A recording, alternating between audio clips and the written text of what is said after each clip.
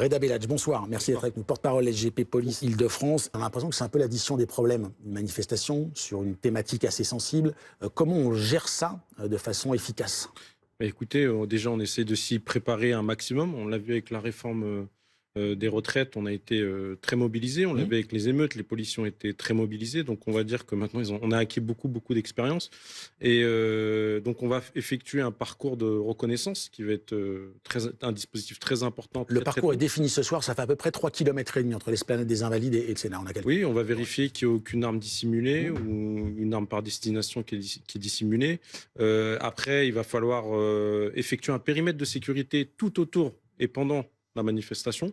Et bien sûr, il va falloir encadrer et protéger l'ensemble des manifestants et encore plus les hautes personnalités. Ça veut dire que c'est comme les manifestations qui étaient parfois tendues, il y a des dispositifs de sécurité, des barrières, des palpations, des fouilles systématiques, sacs à dos, des choses comme ça?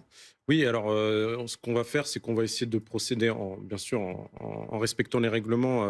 On va effectuer des palpations de sécurité, on va sécuriser, on va sûrement faire aussi des contrôles d'identité tout autour de la manifestation pour justement éviter qu'il y ait des éléments radicaux.